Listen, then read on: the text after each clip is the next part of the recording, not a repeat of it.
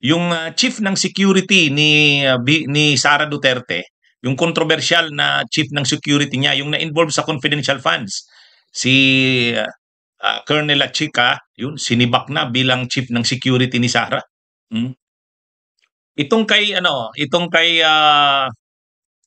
sila Chica, yung commander ng AFP Security and Protection Group, si ah, Colonel Dante Lachica, sinibak, sinibak na. Ah, Sinibak ng AFP, tinanggal na doon sa security ni Sara Duterte. Ang dahilan, yung pagkakadawit nito doon sa controversial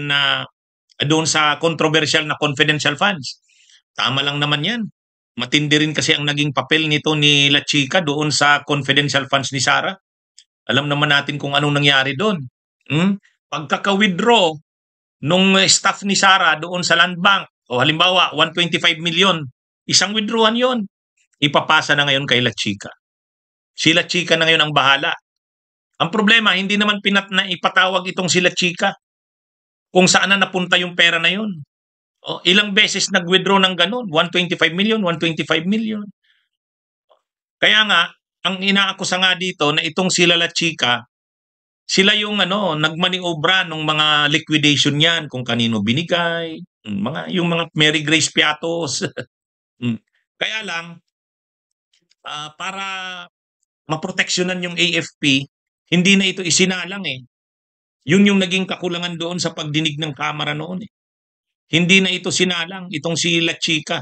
Kaya natapos yung kwento niyan, pagka-withdraw ng 125 million ng staff ni Sara Duterte, binibigay kay La Chica, doon natapos.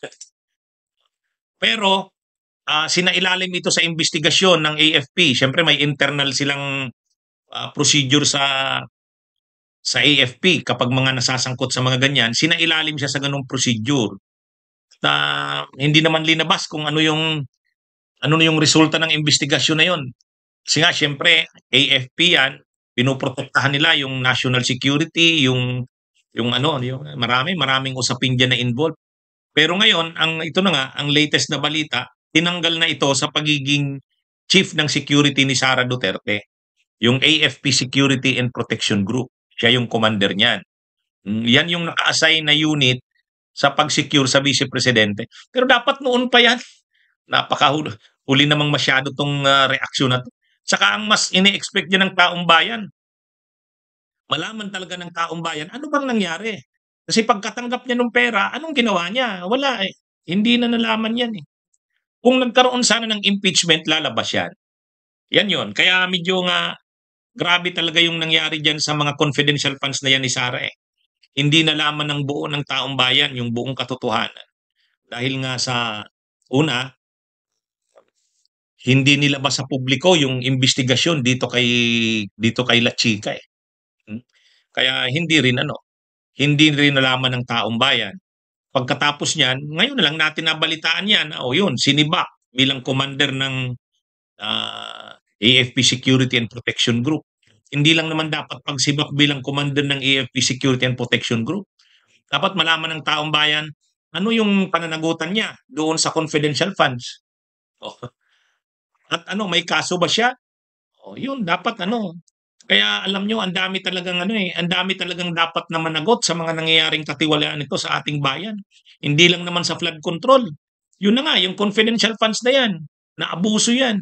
At ito na nga, tina-chief ng security ni Sara na i-involve dyan. Kaya lang, ang gustong makita ng taong bayan ngayon, yung pananagutan. Paano siya pinanagot dyan sa bagay na yan? Yan yung wala eh. Yan yung hindi makita. Yan ang nakakalungkot.